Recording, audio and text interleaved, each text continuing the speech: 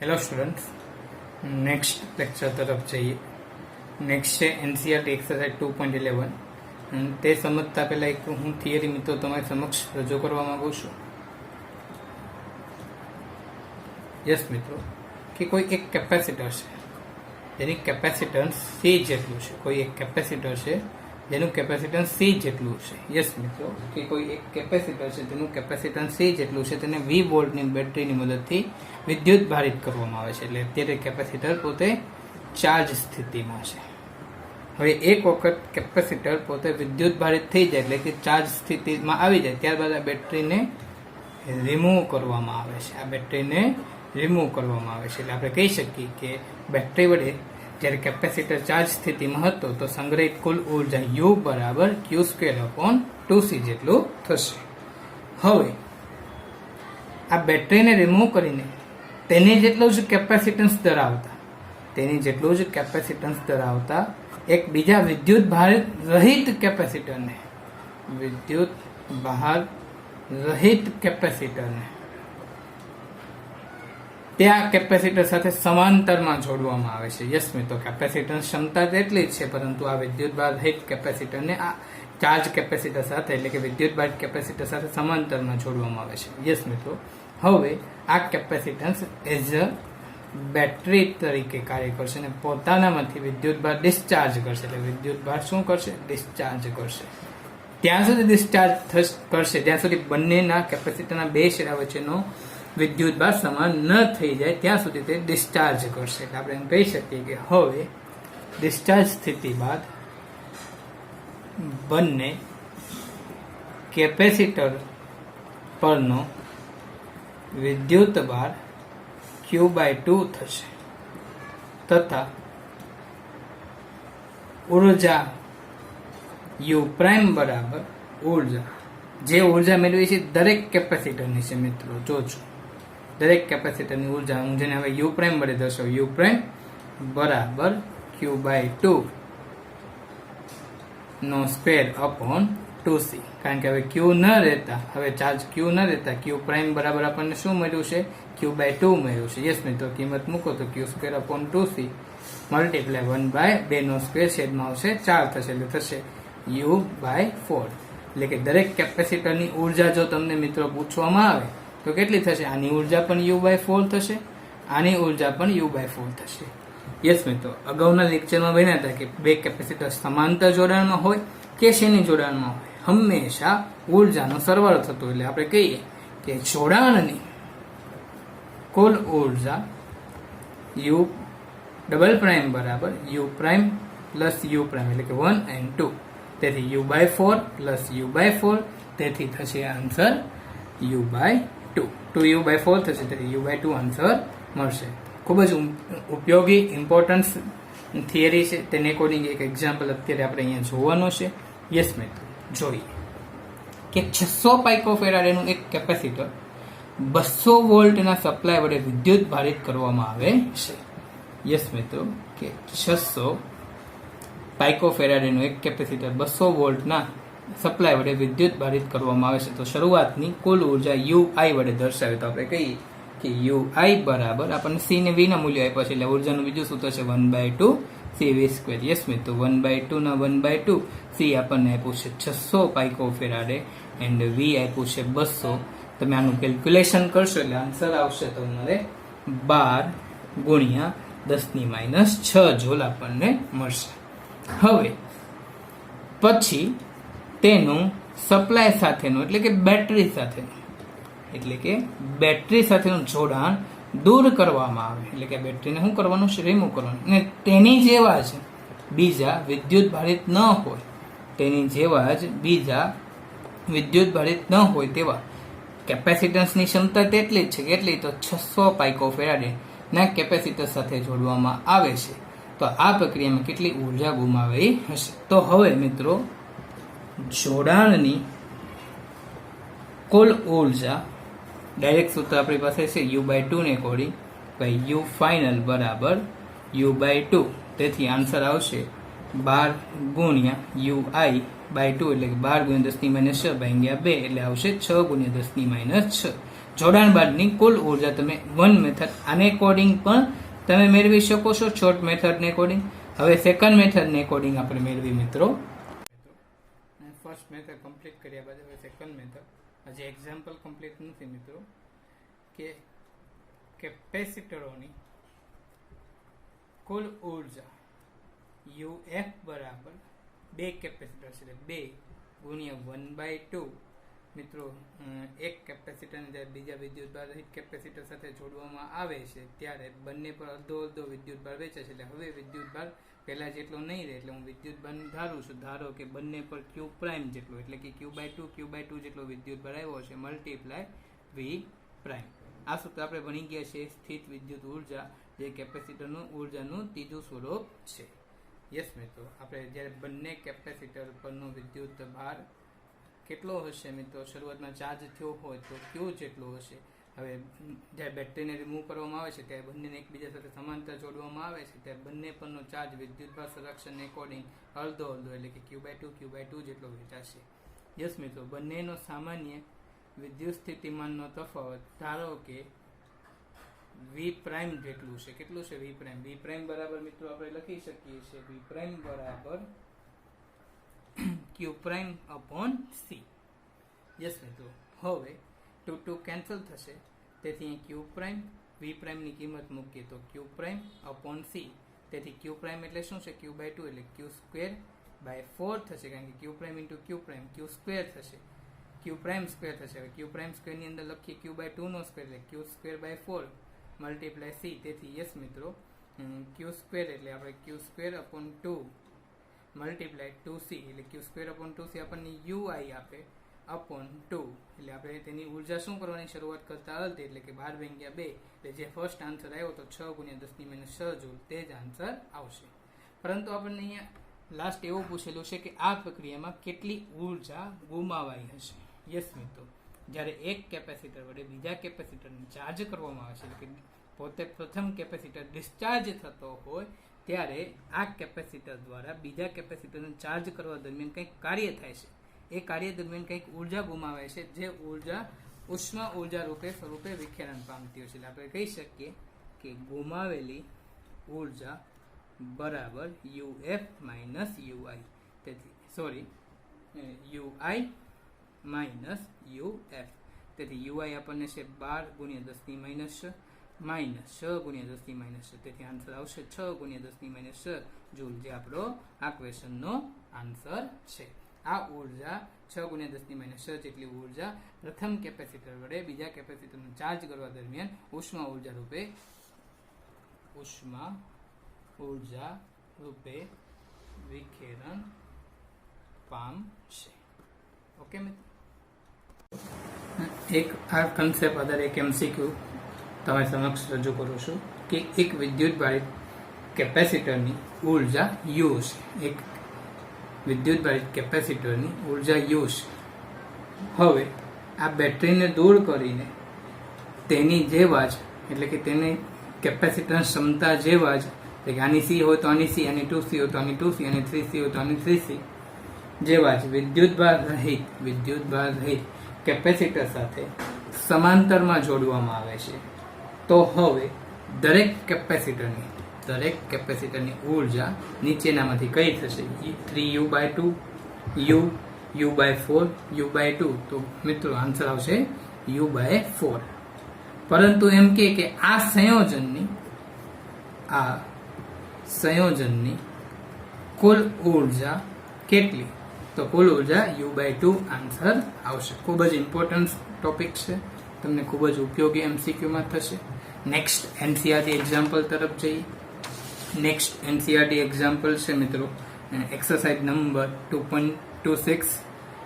Yes મિત્રો, આવી રકમ છે કે એક સમાંતર પ્લેટ કેપેસિટરની દરેક પ્લેટનું ક્ષેત્રફળ 90 સેન્ટીમીટર સ્ક્વેર છે. એટલે આપણને એરિયા આપ્યું છે પ્લેટનું 90 સેન્ટીમીટર સ્ક્વેર છે. તેથી આપણે લખી શકીએ કે 90 મલ્ટીપ્લાય 10⁻⁴ પાવર મીટર સ્ક્વેર. પછી આપ્યું છે બે પ્લેટ વચ્ચેનું અંતર, આપણને સૂક્ષ્મ બંને પ્લેટો વચ્ચેનું અંતર સ્મોલ d બરાબર આપ્યું છે 2.5 mm. તેથી લખી શકીએ 2.5 × 10⁻³ મીટર થશે. આ કેપેસિટરને 400 વોલ્ટના સપ્લાય સાથે એટલે કે 400 વોલ્ટની બેટરી સાથે જોડીને વિદ્યુત ભારિત કરવામાં આવે છે, એટલે કે ચાર્જ સ્થિતિમાં લાવવામાં આવે છે, એટલે 400 વોલ્ટની બેટરીનો ઉપયોગ કરવામાં આવે છે. તો કેપેસિટર વડે કેટલીક સ્થિર વિદ્યુત ઉર્જા સંગ્રહિત થયેલ હશે. તેથી આપણે સૂત્ર જાણીએ છીએ U બરાબર 1/2 CV² નો ઉપયોગ કરશું. તેથી 1/2 C ની કિંમત થશે ε0A/d, સમાંતર પ્લેટ કેપેસિટરનું કેપેસિટન્સ થાય ε0A/d મલ્ટીપ્લાય V². 1/2 ε0 મિત્રો જાણીએ છીએ 8.85 × 10⁻12 થશે. એરિયા આપણને આપી દીધું છે 90 × 10⁻4. ડી પણ આપણને આપી દીધું છે. ડી ની કિંમત છે 2.5 × 10⁻3. વી આપ્યું છે 400 નો સ્ક્વેર. તમે આનો ગુણાકાર ભાગાકાર કરશો એટલે આન્સર આવશે 2.25 × 10⁻6 જૂલ.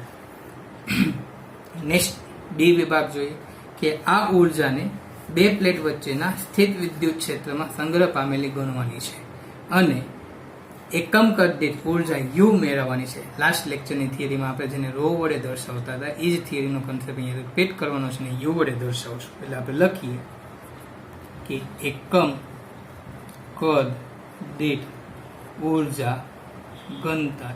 એકમ કદ દીઠ ઉર્જા એટલે ઉર્જા ઘનતા યુ બરાબર ઉર્જા કેપિટલ યુ અપોન કદ વી. તેથી ઉર્જા કેપિટલ યુ અપોન કદ એરિયા મલ્ટીપ્લાય બે પ્લેટ વચ્ચેનું અંતર ડી. તેથી સ્મોલ યુ બરાબર capital you upon A multiply D થશે. તેથી આ ઉર્જા કેટલી સંગ્રહ પામેલી હશે તે પણ આપણે ગણવાનું છે મૂલ્ય સ્વરૂપે. તો યુ આપણે મેળવેલું છે 2.25 × 10⁻6. એ આપણને આપ્યું છે 90 × 10⁻4. તમને ડી આપેલો છે 2.5 × 10⁻3. તેથી આન્સર આવશે 0.113 જૂલ પ્રતિ મીટર ઘન. ઉર્જાનો એકમ જૂલ, કદનો એકમ મીટર ઘન. અને આ પરથી યુ અને વિદ્યુત ક્ષેત્રના માન ઈ વચ્ચેનો સંબંધ મેળવવાનો છે. યસ મિત્રો, તેથી આપણે લખી શકીએ કે યુ બરાબર કેપિટલ યુ બાય વી બરાબર 1/2 CV² અપોન આ વી કદનો છે ને આ વી વિદ્યુત સ્થિતિમાનનો છે. એટલે અહીંયા આપણે ક્ષેત્રફળ ગુણ્યા અંતર લખી નાખીએ. તેથી સી ની કિંમત જાણીએ છીએ ε0A/d મલ્ટીપ્લાય V² અપોન એ ડી. એ કેન્સલ થશે, d² આવશે એટલે 1/2 ε0 V² અપોન d². તેથી V² અપોન d² આપણને મિત્રો જાણીએ છે ઈ આપે છે. v/d શું આપે છે? ઈ આપે છે. તેથી V² અપોન d² આપણને e² આપશે. તેથી 1/2 ε0 e0² થશે.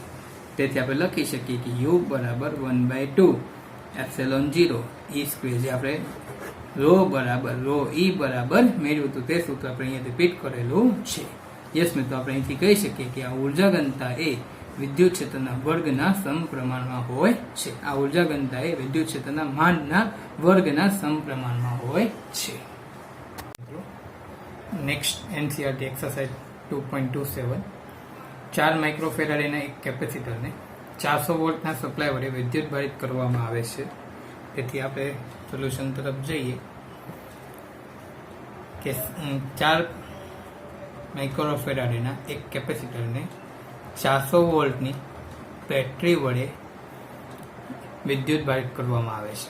પછી તેને સપ્લાયથી છૂટું પાડીને બીજા વિદ્યુત ભારિત ન હોય તેવા, એટલે કે એક કેપેસિટર છે C1 જેનું આપણને 4 માઇક્રોફેરાડે આપી દીધું છે અને વિદ્યુત ભારિત ન હોય તેવા તેની કેપેસિટન્સ ક્ષમતા આપી દીધી છે. કેટલી આપી છે? C2 બરાબર 2 માઇક્રોફેરાડે ના કેપેસિટર સાથે જોડવામાં આવે છે, સમાંતરમાં જોડવામાં આવે છે.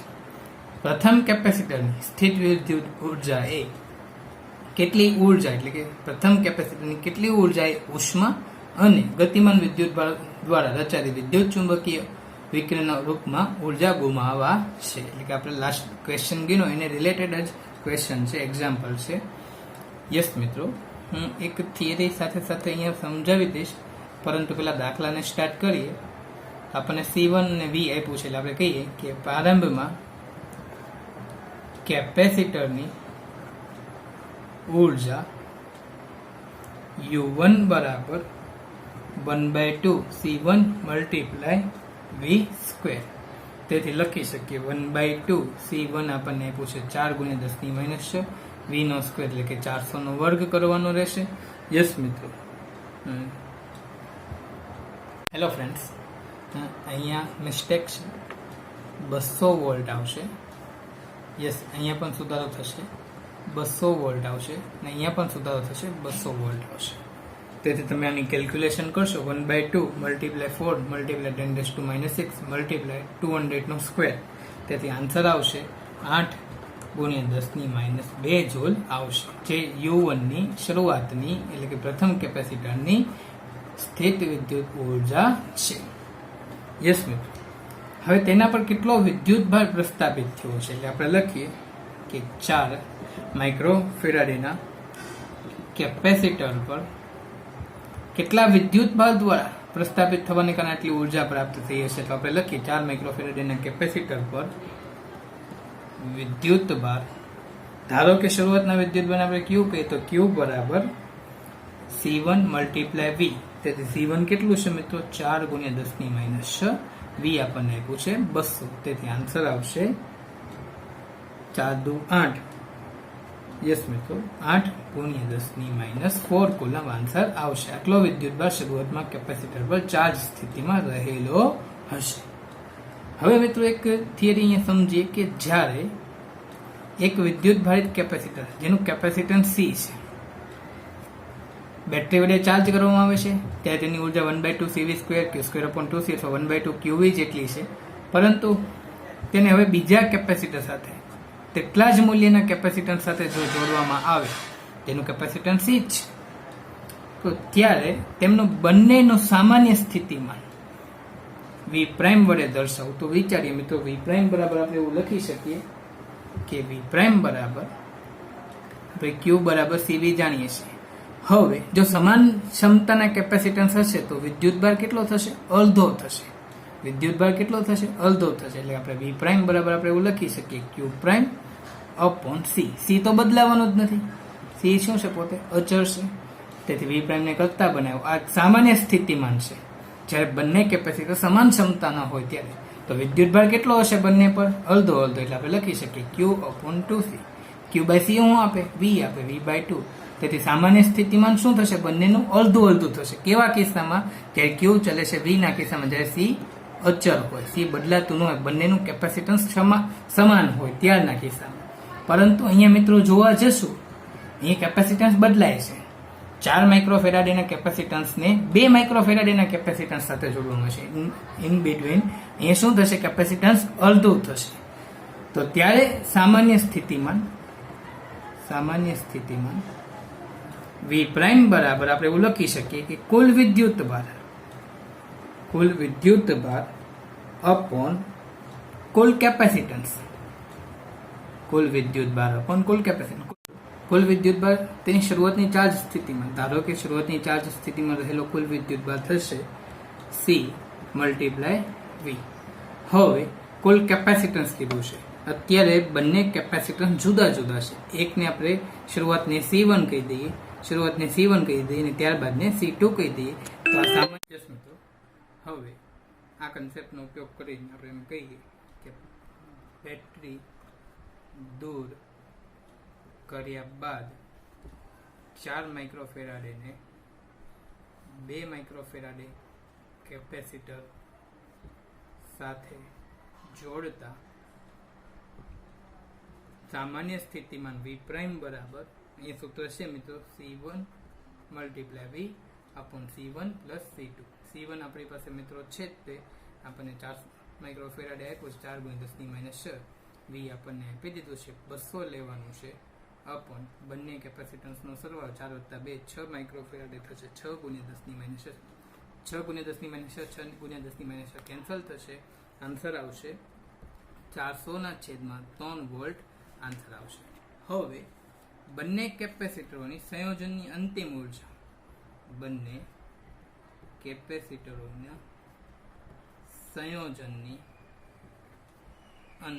ઉર્જા, યસ મિત્રો, આપણે વિદ્યુત સ્થિતિમાન મેળવી ચૂક્યા છીએ. તેથી લખી શકીએ U2 બરાબર 1/2 C1 + C2, એટલે કે બંને કેપેસિટરોને કીધી છે. તમે એમ લખી શકો છો 1/2 C1 વી પ્રાઇમ સ્ક્વેર વત્તા 1/2 c2 વી પ્રાઇમ સ્ક્વેર, પણ મેં 1/2 c1 c2 કોમન કાઢી લીધા છે, વી પ્રાઇમ સ્ક્વેર આવશે.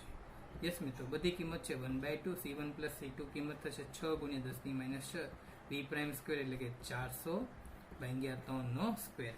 તેથી તમે આનું સોલ્યુશન કરશો તો મિત્રો આન્સર આવશે 5.33 ગુણ્યા 10 ની -2 જૂલ આન્સર આવશે.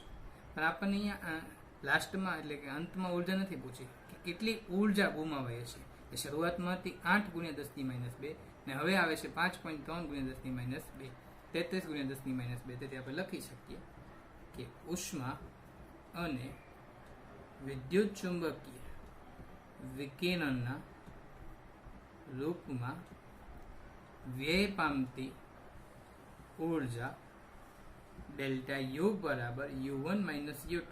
તેથી આપણે સોલ્યુશન તરફ જશું એટલે 8 5.33 એટલે આવશે 2.67 ગુણ્યા 10 ની -2 જૂલ આન્સર આવશે. 8 માંથી 5.33 બાદ કરશો એટલે 2.67 ગુણ્યા 10 ની -2 જૂલ, જે આ ક્વેશ્ચનનો માગેલ આન્સર થશે. મિત્રો યસ, જો બંનેના પોટેન્શિયલ બંનેના કેપેસિટન્સ સમાન છે તો પોટેન્શિયલ v/2 થશે.